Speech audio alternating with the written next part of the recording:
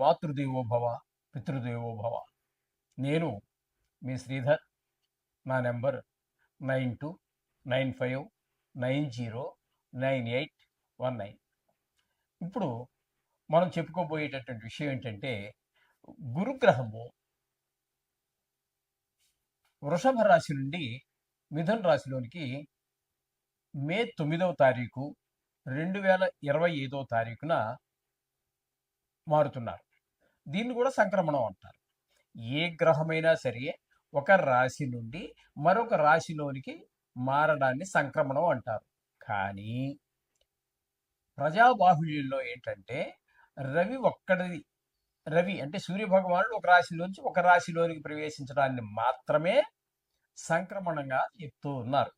ప్రజల్లోకి వెళ్ళిపోయింది. ఇది కారణాలు ఏంటంటే మనం విశ్లేషించలేము.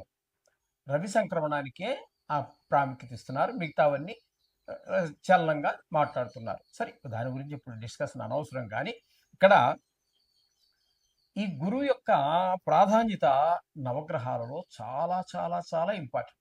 ఏ గ్రహానికి ఆ గ్రహానికి ఇంపార్టెంట్ ఉంది, దేని ప్రాముఖ్యత దానికి ఉన్నది. కానీ అన్నిటికంటే 100కి 100 పాళ్ళు శుభగ్రహంగా చెప్పబడేటటువంటి గురుగ్రహానికి ఆ ప్రాముఖ్యత ఉన్నది, మిగతా వాటి కంటే కూడా అని నా అభిప్రాయం.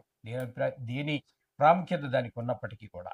అయితే ఇక్కడ ఇంత శుభగ్రహం కాబట్టి మనము విశేషంగా చెప్పుకోవాల్సినటువంటి అంశాలు కొన్ని ఉంటాయి. ఏ రాశుల్లో వారికి ఏ ఫలితాలు ఇస్తారు, ఏ రాశులు వారికి ఏ అశుభ ఫలితాలు ఇస్తారు అనేటటువంటి తెలుసుకున్నట్టయితే ముందుగా దానికి తగినటువంటి విధానంగా మనం నడుచుకోవటానికి, లేదు దానికి తగినటువంటి పరిష్కారం మనం చేసుకోవటానికి చాలా చక్కటిగా అవకాశాలు మనకు కల్పిస్తూ ఉంటుంది జ్యోతిష్ శాస్త్రం. కాబట్టే మనం ఇప్పుడు ప్రస్తుతం ఈ గురుగ్రహం యొక్క మిథున రాశిలోనికి ప్రవేశించడాన్ని, అదే బ్రాకెట్లో పెట్టుకోండి, మిథున సంక్రమణానికి మనం ఇప్పుడు చెప్పుకోబోతున్నాం. ఇక్కడ ముఖ్యంగా గురుగ్రహం 100కి 100 పాళ్ళు శుభగ్రహంగా చెప్పుకున్నాం. కాబట్టి ఈయన యొక్క విధి విధానాలు, ఈయన యొక్క కారకత్వాలు ఏ విధంగా ఉంటాయి అన్నట్టయితే, విద్యకి కారకుడు, అలాగే ధనానికి కారకుడు. మనం ఎవడన్నా కొంచెం ధనవంతుడిగా బతకాలి అన్నట్టయితే ఖచ్చితంగా గురుగ్రహం యొక్క అనుగ్రహం మనకి ఉండి తీరాలి. అలాగే శాస్త్రజ్ఞానం, ఏదో కొంతమంది ఏవో చదువుతారు, కానీ శాస్త్రజ్ఞానం కావాలి అంటే మాత్రం తప్పకుండా గురుగ్రహం యొక్క అనుగ్రహం ప్రతి వారికి ఉండాలి. అలాగే ఒక అధికారం, ఒక చిన్నది కావచ్చు పెద్దది కావచ్చు, వాడు చేసే వృత్తి, పెద్ద వ్యాపారం కావచ్చు, లేదా ఉద్యోగం కావచ్చు, ప్రభుత్వ ఉద్యోగం, ఏదైనా సరే, ఏమైనప్పటికీ కూడా అక్కడ మీకు గురుగ్రహం యొక్క అనుగ్రహం ఉన్నట్టయితే అధికారం, ఒక హోదా వస్తుంది. అలాగే ముఖ్యంగా సంతానకారకుడు, సంతానం కలగాలి అంటే గురుగ్రహం యొక్క అనుగ్రహం ఉంటేనే సంతానం కలుగుతుంది. అది స్త్రీ పురుష అనే తర్వాత విషయాలు. సంతానం అంటే ఆడ మగ రెండు కూడా కలిసే వస్తాయి కాబట్టి. అలాగే ఒక ప్రభుత్వ ఉద్యోగం కావాలి అంటే కూడా రవితో పాటుగా గురి యొక్క అనుగ్రహం కూడా, రెండు అనుగ్రహాలు కలిస్తే ప్రభుత్వ ఉద్యోగం వస్తుంది ఖచ్చితంగా అనేటటువంటి కూడా శాస్త్రం నిర్దేశిస్తుంది. నేను చూసినటువంటి అనేక వేల జాతకాలలో ఈ విషయం కూడా రుజువైనటువంటి విషయం. అలాగే మనకు ఒక మంచి కీర్తి రావాలి అంటే చివాటి దండం అందరి చేత చేయనిపించుకోవటం కాదు, ఒక మంచి కీర్తి.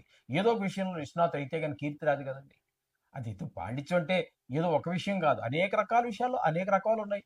ఒక డ్యాన్స్లో ఉంది, పాటల్లో ఉంది, లలిత కళల్లో ఉంది, అలాగే శాస్త్రాల్లో, సైన్స్లో, సోషల్లో, మ్యాథ్స్లో అనేక రకాలైనటువంటి విషయాలలో నిష్ణాతుడైనటువంటి వారికి కీర్తి అనేటువంటిది వస్తూ ఉంటుంది. ఆ కీర్తి రావాలన్నా కూడా మనిషికి ఈ యొక్క గురుగ్రహం యొక్క అనుగ్రహం కావాలి. దైవభక్తి అది కూడా ఊరికే రాదండి.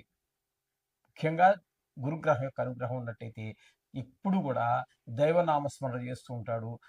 మన చదివినటువంటిది, లేకపోతే ఆయన విన్నటువంటి పండితులందరూ చెప్పినటువంటి ప్రవచనాల ద్వారానో మొత్తం మీద ఏదైనా పని ఉంటే పని చేసుకుంటూ ఉంటాడు. ఏదైనా పని చేసేటప్పుడు కూడా అవకాశం ఉంటే నోట్లో దైవనామస్మరణ చేసుకుంటూ ఉంటారు. కొంతమంది ఏదో పిదాలు కలుపుకుంటూ ఉంటారు, ఎక్కడో ఆలోచిస్తున్నట్టుగా ఉంటారు. ఇదంతా వాళ్ళు చూసేవాళ్ళు పిచ్చివాళ్ళ కింద చూసుకుంటారు. కానీ ఆ వీళ్ళని పిచ్చివాళ్ళు అనుకునేవాళ్ళు పిచ్చివాళ్ళు, వాళ్ళు పిచ్చివాళ్ళు కాదండి, వాళ్ళు దైవ భక్తులు.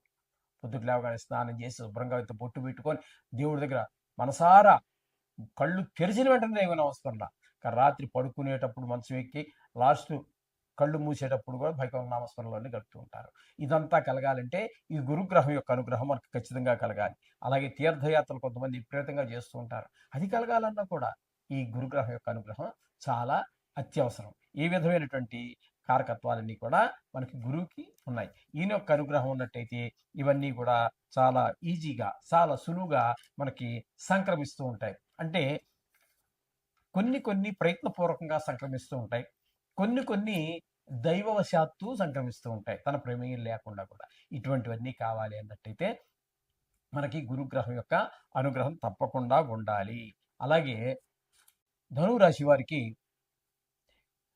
9వ తారీఖు మే నెల 2025 నుండి బృహస్పతి వారు 6వ స్థానమైనటువంటి ఈ వృషభం నుంచి 7వ స్థానమైనటువంటి మిథునంలోకి ప్రవేశిస్తూ ఉన్నారు.